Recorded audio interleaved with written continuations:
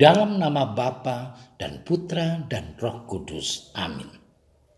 Ya Allah, Engkau menghendaki agar sabdamu menjelma menjadi manusia dalam rahim perawan Maria. Semoga kami yang dalam iman mengakui penebus kami sebagai Allah dan manusia layak mengambil bagian dalam kodrat ilahinya. Semoga bacaan dan renungan yang akan kami dengarkan pada hari raya kabar sukacita ini mendorong kami meneladan Bunda Maria yang selalu setia kepadamu dan melaksanakan sabdamu. Sebab Engkaulah Tuhan dan pengantara kami yang bersama dengan Dikau dalam persatuan dengan Roh Kudus hidup dan berkuasa Allah sepanjang segala masa. Amin.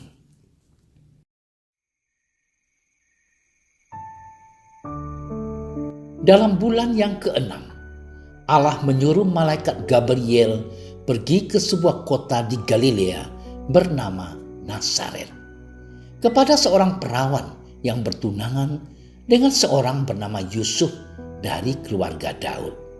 Nama perawan itu Maria. Ketika malaikat masuk ke rumah Maria, ia berkata, "Salam, hai engkau yang dikaruniai, Tuhan menyertai engkau." Maria terkejut mendengar perkataan itu, lalu bertanya di dalam hatinya, apakah arti salam itu? Kata malaikat itu kepadanya, "Jangan takut, hai Maria, sebab engkau peroleh kasih karunia di hadapan Allah. Sesungguhnya engkau akan mengandung dan akan melahirkan seorang anak laki-laki, dan hendaklah engkau menamai dia Yesus. Ia akan menjadi besar dan akan disebut Anak Allah yang Maha Tinggi. Dan Tuhan Allah akan mengaruniakan kepadanya takhta Daud, bapa leluhurnya. Dan ia akan menjadi raja atas kaum keturunan Yakub sampai selama-lamanya. Dan kerajaannya tidak akan berkesudahan." Kata Maria kepada malaikat itu, "Bagaimana hal itu mungkin terjadi? Aku belum bersuami." Jawab malaikat itu kepadanya, "Roh Kudus akan turun atasmu, dan kuasa Allah yang Maha Tinggi akan menaungi engkau. Sebab itu, anak yang akan kau lahirkan itu akan disebut kudus, Anak Allah. Dan sesungguhnya Elisabet sanakmu itu, ia pun sedang mengandung seorang anak laki-laki pada hari tuanya. Dan inilah bulan yang ke-6 bagi dia yang disebut mandul itu. Sebab bagi Allah tidak ada yang mustahil." Kata Maria, "Sesungguhnya aku ini adalah hamba Tuhan. Jadilah padaku menurut perkataanmu itu." Lalu malaikat itu meninggalkan dia. Demikianlah sabda Tuhan. Saudara-saudariku yang dikasihi Tuhan, hari ini gereja semesta merayakan hari raya kabar sukacita. Di tengah-tengah masa prapaskah, gereja merayakan pesta untuk menghormati inkarnasi Tuhan Yesus Kristus dalam rahim Santa Perawan Maria. Ini pesta yang menarik karena menyelah puasa dan mati raga pada masa prapaskah. Keempat Injil tidak menyebutkan tanggal inkarnasi Yesus, begitupun tanggal kelahirannya. Maka orang Kristen perdana harus menetapkan hari-hari tertentu dalam kalender untuk merayakan aneka perayaan dengan mempertimbangkan tradisi lisan maupun tertulis. Setelah pertimbangan yang cermat dan juga melalui perdebatan yang panjang, gereja perdana menetapkan Hari Raya Kabar Sukacita pada tanggal 25 Maret. Tanggal ini merupakan tanggal yang dipilih berdasarkan wafat Yesus. Juga dipercaya oleh banyak orang Kristen kuno bahwa seseorang itu mati pada tanggal yang sama ketika mereka dikandung. Dalam sejarah diketemukan pada abad ke-5, Santo Agustinus menulis bukunya On the Trinity. Karena ia diyakini telah dikandung pada tanggal 25 Maret, pada tanggal itu juga ia menderita. Maka rahim sang perawan tempat ia dikandung, tempat tak seorang pun manusia diperanakan di sana, mengingat kubur baru tempat ia dikuburkan. Di kubur itu tidak pernah seorang pun dibaringkan di sana, baik sebelum maupun sesudahnya. Menurut tradisi, ia dilahirkan pada tanggal 25 Desember, tanggal Hari Raya Natal di Gereja Katolik Roma, ditentukan setelah menetapkan tanggal inkarnasi Yesus. Maka Natal jatuh 9 bulan setelah 25 Maret dengan mempertimbangkan waktu perkembangan janin seorang anak dalam kandungan ibunya. Saudara-saudariku terkasih, terlepas dari fakta di atas, melalui perayaan Hari Raya Kabar Sukacita, gereja mengajak umat beriman untuk secara khusus mengingat arti dan maknanya bagi keselamatan manusia. Gereja mengimani peristiwa sabda menjadi daging berawal pada saat Maria menyatakan kesediaannya dan persetujuannya kepada malaikat Gabriel, pembawa kabar gembira itu. Sejak itu pula Maria menjadi Bunda Allah. Saudara-saudariku yang dikasihi Tuhan, satu hal yang harus kita camkan ialah hormat Allah kepada Maria terlihat dalam permintaan kesediaan Maria untuk menerima sabda Allah dalam rahimnya.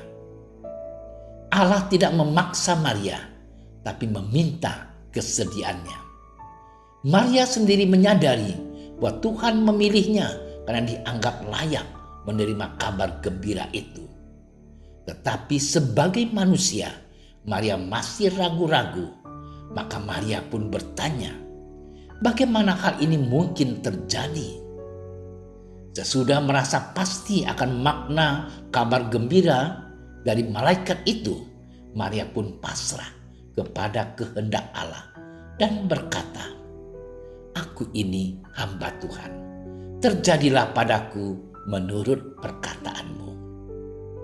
Saudara-saudariku yang dikasihi Tuhan, kabar sukacita Tuhan adalah warta penting bagi Maria. Melalui malaikat Gabriel, Maria diundang untuk berpartisipasi dalam rencana keselamatan Tuhan.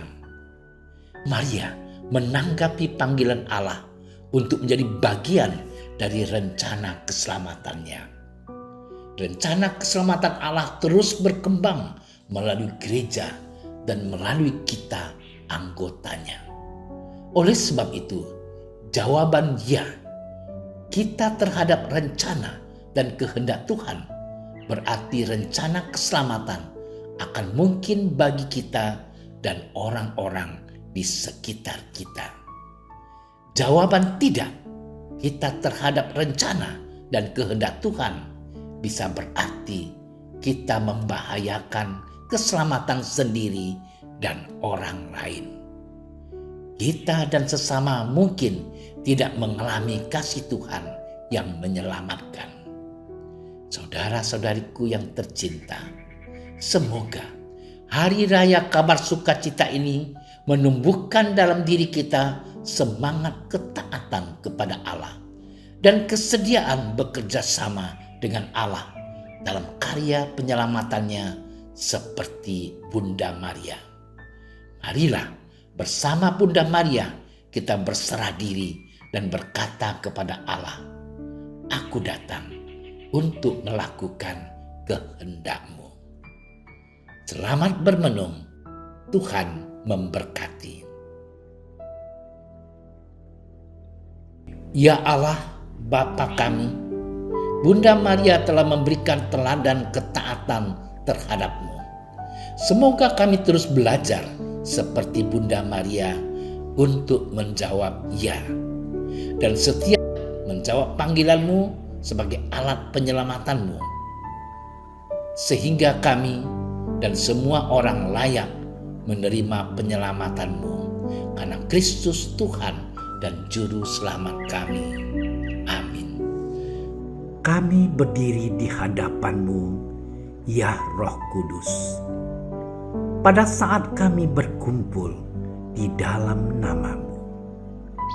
Bersama-Mu sendiri yang membimbing kami, membuat diri-Mu nyaman berdiam di hati kami. Ajarilah kami jalan yang harus kami tempuh dan bagaimana kami harus mengikuti jalan itu.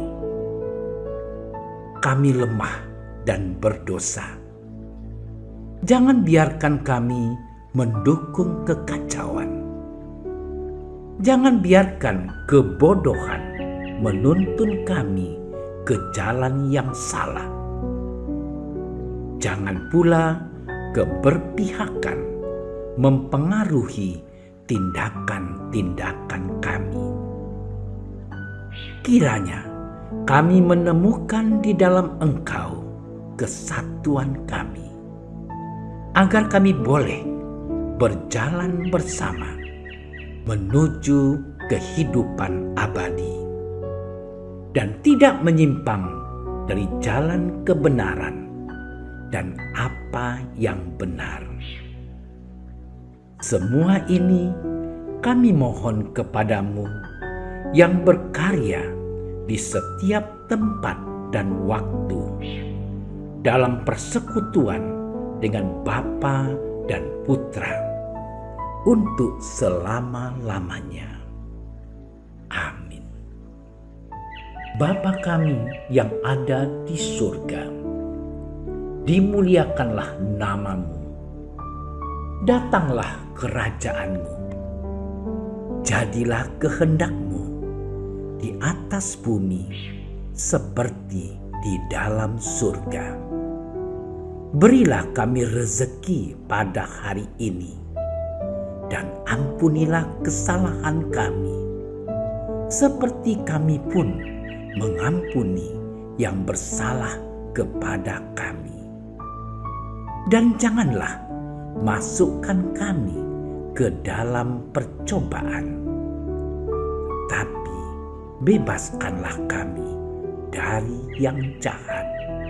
Amin.